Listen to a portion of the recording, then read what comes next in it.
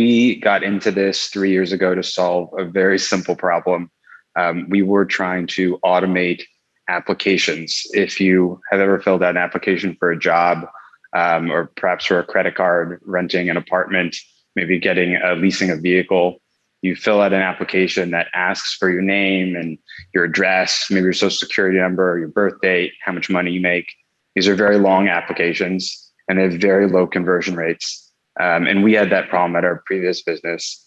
And we wanted to increase conversion rates on these applications. And we figured, what's the best way to do this? The way to do this is with data that is with your current employer, or data that you've already typed in somewhere else. Why ask somebody to type this information in the 40th time, the 50th time, the 60th time? So we started with a very simple concept. How do we automate applications? And so we built that simple button. And at the time, we were not thinking about the grand ambitions that we now have for the business, which is that if you're able to access your own employment information, it allows a consumer to take control of that information and use it in all sorts of different applications, for lending, for mortgage, for rental. And so that's been the excitement that we've been going after for the last 3 years. So I appreciate that. And it sounds like there was an aha moment along the way, or maybe multiple aha moments where you got that grander vision. I guess, can you help us understand how your view for Argyle evolved? When we look at it, a lot of focus in the fintech industry has been on accessing bank information, or information that is sitting at a financial institution. There's a lot of different types of financial data, and a lot of people have spent a lot of a good effort to build connectivity into, if you think of an individual as sort of a P&L statement, a lot of connectivity into the L part of the equation. How are you spending your money? Mm-hmm. And a lot less has been put into how are you making your money. And I think that's the new part of the equation that I think has been added, and where we're focusing most of our energy. Awesome. And I know you recently closed a Series A investment. And given the fact that you're on the younger side of the companies we have here, I think it's illustrative to talk about how do early stage investors view the space right now? Payroll information is one of the few things that is still quite manual. If you think through events in your life, you've probably had to upload a pay stub, or give somebody your W-2, or email your W-2 to somebody else. It's very manual. And I think what investors and the community are starting to see is that there's a huge opportunity to really take paper out of the equation. There's the world of understanding somebody's income is mostly run on paper still. And if we can remove paper, and we can digitize the data set, that unlocks a ton of opportunity. And I think that's what has us very excited, and has investors excited, and our clients as well. Are these investors, I don't know if you want to mention them, you can if you'd like, but were they familiar with the space beforehand, or are they new to the space? I'm just kind of curious, about their appetite or their interest in the space. We're very lucky to be backed by Bain Capital and Checker, along with Bedrock and many other angels. I think people that share a similar vision that we do. And there's been a lot of thought in this space. And this has been a problem that I think has been long needed to be solved, and people have been thinking about it for a while. It's great that we've had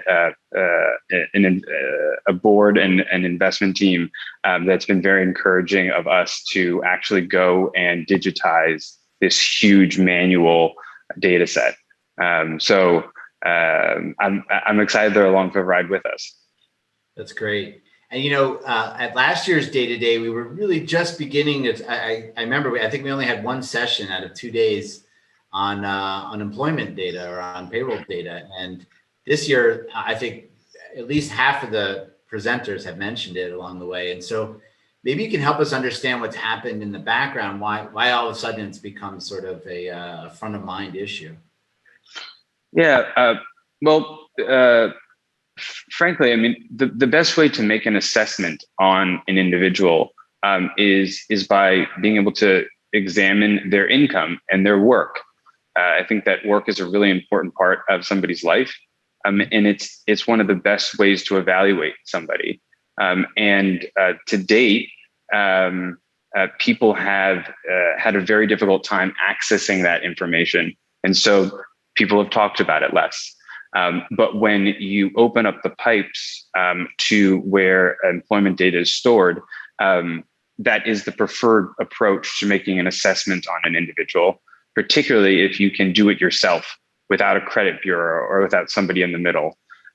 When a business can actually have a direct conversation with their consumer or with their customer and be able to look at their employment and their income directly, they can make better decisions.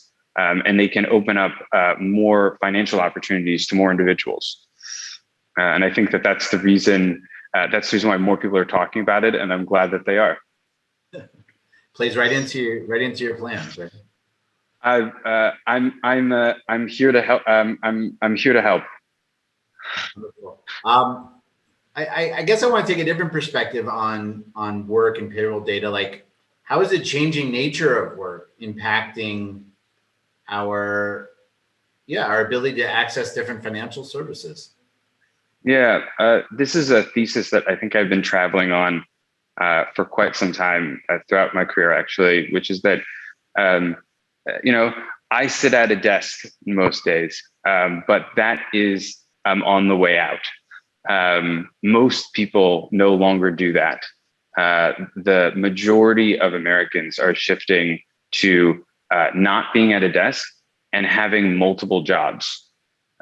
They drive for Uber and they also work at Starbucks. They stock shelves at Target, and they also are an artist, right? And they have an LLC with QuickBooks. And that means that their income comes from many places, not just from one place. And that changing nature of work means that there is a proliferation in a good way of places where you can make money. That's a good thing. It also means that getting a single view of somebody is all the more important. You can't just look at a pay stub. That isn't somebody's income anymore. And so that's the reason why a service like ours is so needed to understand the consumer that you're evaluating. It's almost like financial institutions couldn't make sense of these types of customers before, who didn't have, who weren't W-2 oriented, or they had, from what I understand, like little ability to look outside the box of sort of that typical, salaried worker. Well, when I get paid on the 15th and last of the month, it's a single line item in my bank account. It says very little about me. And that is true for everyone else. When you just get a single line item in your bank or at a financial institution that says $500 or $300, that doesn't do much, right? But if you're able to understand consistency of work, your job title, how long you've worked at a place, if you've gotten a raise, commissions, bonuses, taxes, are you contributing to a 401k plan? This is the rich data set that is not at a financial institution. It's with your employer and it's owned by you. That's a good point. I'm curious to know yours and Argyle's philosophy around data ownership and data privacy. Yeah, we're really proud to be blazing a trail to allow consumers to access their own information. Right? It's your pay stub. It's your W-2. It's your shifts.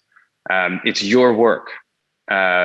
It's and we want to make sure that you have access to it in the easiest way possible. Because if you can access it easier, you can then have access to other financial products and services. You can still access it the hard way, or what we were talking about before, the paper way. You can still download your pay stubs. It's just a lot harder, and it means that a lot less people will have access to financial products and services. If you have atypical work or what's becoming more typical work, you might not have a pay stub, and so how do you evaluate those people, right? So our job is to provide consumers with easier access to the data that is theirs. Is this data that they? I don't even know, like the UI there. Like, are consumers, workers used to being able to logging into their payroll provider? Is that a relationship that they're familiar with? I guess I'm asking. Yeah, it's again going back to the we sit at desks, but most people don't. I've tried to put myself in the shoes of the people that use our products, and so I've driven for Uber, and I've signed up to be a barista at Starbucks. I wanted to go through all of those experiences, and what you notice is that picking up a shift at Starbucks is hard. It's possible to do. It's hard. It takes a lot of clicks. And driving for Uber is hard. It's hard work. You have to log into an app and you have to keep on clicking different buttons and getting more rides. It's a lot of work. And that is what most Americans have to work through in order to make money. And so the answer is yes, it's very typical for the majority of Americans to be accessing these systems and accessing this data set so they can make money. What we should make sure of is that after they make the money, that it's easy for them to show that and provide that transparency to other businesses. Understood. That was a good example. I want to ask a similar question I want to ask before, but maybe from a different perspective. What is the role of employment data in increasing financial access for workers? Well, if you're not a standard salaried worker, you are probably credit thin. Your credit score might be low. You might be denied products and services solely because you just don't show up well on a FICO score. That's unfair. And there are many workers in America and around the world that if they had the opportunity to show their employment information, show their employment data, show their consistency of work to somebody that is making an evaluation on them to rent an apartment, to get a loan, to get early wage access. That allows more consumers access to these products, and consumers that would otherwise be turned away because they don't have an easy way to display their employment, to display their work to a business that needs it for evaluation purposes. Understood. So Shmulik, we spoke about the data provider side and the end consumer side. What about the apps, the software companies, technology companies that are pulling this data from you? Like, what are some of the use cases there? What are they building off of Argyle data? Yeah, it's a lot of different use cases. A great company that we're working with is a company called Stilt that works with immigrants and people that are newer to working to a work life. And they're providing early wage access and loans against work. And they're able to do that because they're able to see in real time somebody's work. Are they showing up for work today? How much have they earned but not yet deposited into a bank? That allows an individual to have a lot freer access to the money that they're making, even though their employer perhaps only pays out once a month or twice a month. And so those are the type of businesses that we're enabling, or we're helping to help to make successful. I guess I I want to ask that question a little bit differently. Are there different buckets of types of use cases? Meaning, is there like, that sounds to me almost like an authentication of sorts that this person is showing up. Are there other buckets of use cases as well that you're seeing? We work with, I happen to love your term buckets. There are many, there are many buckets of clients. We work with everything from job boards to lenders to mortgage processors. Right? Let's take a job board use case.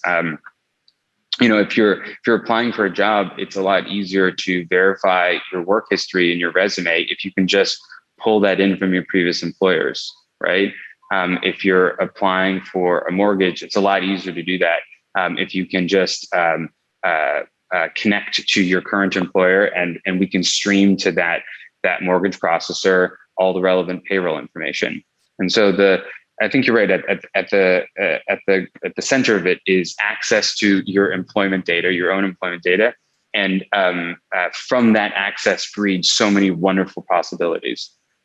One of the things we heard about from other founders or participants in DataDay this year was sort of the surprise of use cases, in the sense that once you sort of open up this data and make it accessible, there are all these use cases that no one would have dreamt of because they're just waiting to be kind of discovered. How have you seen that sort of play out? Did these make sense to you when they were launched? Were they new? Were they novel? I just wanted to help people fill out applications at the beginning. So a lot of this stuff is new to me and continues to be. I still think we're in the very early innings of seeing what you can do with access to employment data. I'm quite fascinated by a set of companies, Gridwise being one of them, that are trying to show the percentage of money that you're making from different income streams, and trying to optimize that and make sure that you're making the most amount of money every day, right? It's sort of a mint, but for earnings optimization, right? Instead of a cost management tool. And so I think that there's many more of those sort of opportunities to tease out. You also want to be careful at technology. You want to make sure that technology is being used for the best purposes. Sure. And I guess as sort of the pipes through which this data flows, like, how do you think about how much you enable things? Or do you even go further and help encourage certain types of development? Are you just sort of a Switzerland, or do you get more involved? I definitely don't think of ourselves as a country. We like to use the analogy of a railroad network. We're the train tracks, and we enable consumers or employees,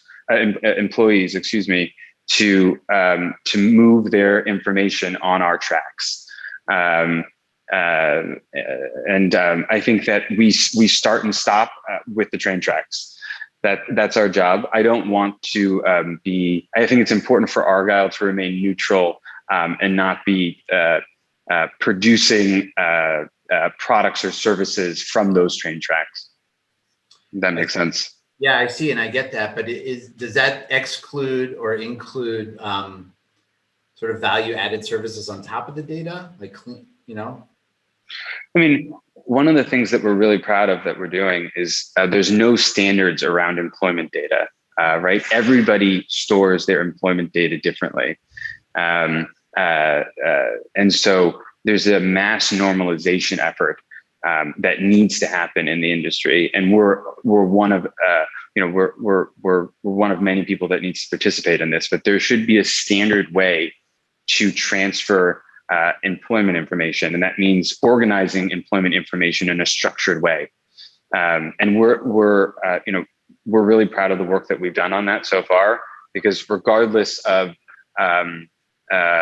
if you work at Starbucks, or if you drive for Uber, or you stock shelves for Target, or you drive for FedEx, your employment information, when it's passed on the Argyle train tracks, arrives at the lender in a structured format the exact same way, which enables the lender or the credit card processor to look at it in a structured way.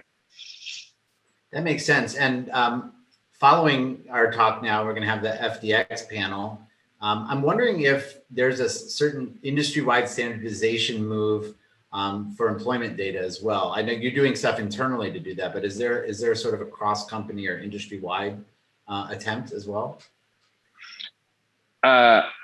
We've started that as well. We've actually started a nonprofit to help enable this, where we've publicly made available our standards, and we think it's good for everybody in the industry, employers, payroll processors, other data aggregators, to all rally behind the same set of standards. And we want to partner with all of those businesses, and we encourage, please send me an email. I really like you to become part of that effort with us.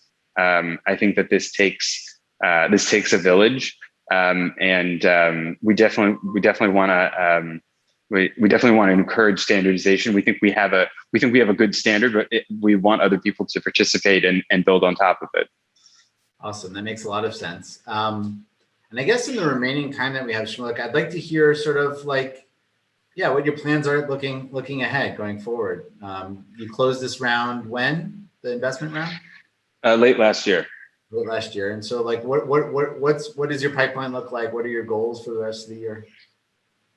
I'm really interested in making sure that consumers have a fair shot at financial products and services. And I think that means that we need to reduce the usage and reliance on a single number in evaluating a person.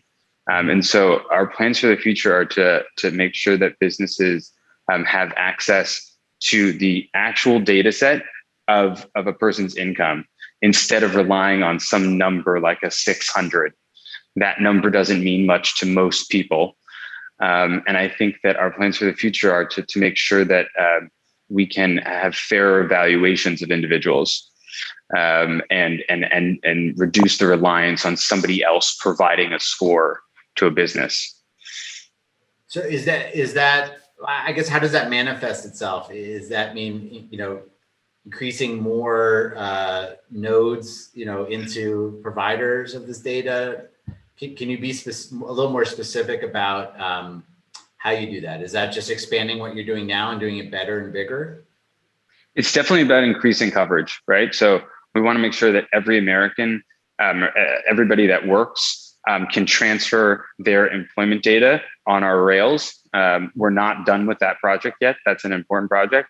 And it also means that we need to work on making it very easy and accessible to look at this data, right? There are many businesses that can use our API, which is great, but it's also really important that we can format this data in a way that is readable with eyes, right? And readable on a website.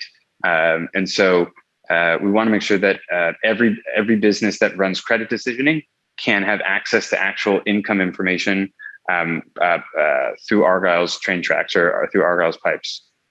So the train tracks, I think when we speak up for banking data, I think, coverage is 13,000 financial institutions in the US. Sure. Your train track system has to be much bigger, right? The IRS said last year that there were 8 million businesses that paid somebody else and 250,000 payroll service providers. Wow. So that's some sort of scope of the train network that we're building. It is an immense project, and one that needs to happen. And that's why we're here. Well, great talking to you and learning more about Argyle. And thanks for joining us at DataDay 2021. Thank you for having me. It was great to be able to talk with you.